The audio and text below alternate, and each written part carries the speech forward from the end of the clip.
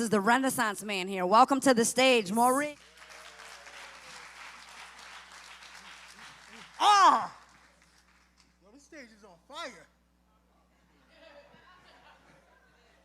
I don't know why they got me going after her, man. That's kind of wrong. This one is called Poetic Recovery. One person's fun is another person's prison. Puff, puff, pass. The pain is hard to get past. Million excuses to get high, one reason not to. Freedom. Once caught within the prison of oppression, addiction, and intergenerational affliction, trauma, I want to erase self-doubt. If we enrage two pit bulls and put them in cages, we punish the abuser for the outcome. I'm setting the stage, so here it comes. Black folks have been enraged systematically, spiritually, physically, so while we blame ourselves for the outcome, the actions of white folks that put us in these cages, not all, but those that vote and force us to deep throat oppressive economic, banking, housing, and educated policy that has us working 3 times as hard. I'm not against hard work, but let's be fair. Oppressing these black bodies has got us nowhere. From both sides of the aisle, I'm not here to point fingers, but meanwhile, the infliction grips the mind. It's hard to find and escape. Alcatraz is surrounded by the bay. Addiction, an ocean of lies. Laws and jaws of stigmas, pain and guilt. A habit of sex mutilation from the inside out like rotted sheetrock, black mold seeping through. It was pity at first until it gets you. First, a relief of pain. The movies made it sound cool. The doctor sold it as a remedy. Now we point fingers at the victim. Nurses lose patience with patients when the shelf's vacant.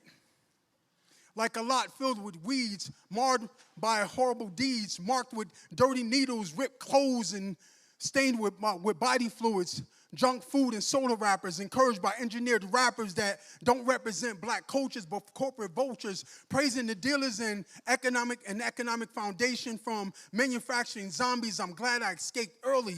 Still trapped in the catacombs of trauma, leading to a swamp.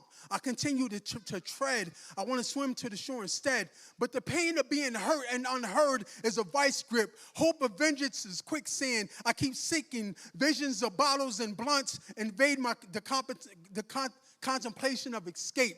I violently shake my head to throw off the self-destructive thoughts clinging to my thoughts. And so I pray to the power that once loved our ancestors and beg for mercy. I don't go to church. I'd rather be in the ripped couches and the creaky chairs of a poetry reading set in rooms held hostage by the smells of tea and coffee and possibly sex from love or desperation, self-medicating. Is an avalanche of bliss that fades back into reality. No escape lasts long enough. The pain eventually emerges. The urge is tempting, but the reality of baffling, a gamble. I'm too scared to lose a bottle, a blunt, pipe, or a needle. Whichever road is taken will have broken like Evel Knievel, but no one loved these stunts. No one stood in awe, marveling, more like disappointed at the copulation of freedom. So here I surrender to sympathy. Drown the urge to use in honesty, transmute fear into humility. Because I can't talk about this in the halls of recovery. So I stand poetically naked to find freedom. Poetic recovery. Thank you.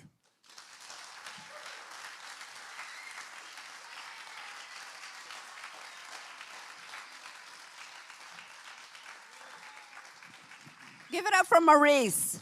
Give him another round of applause.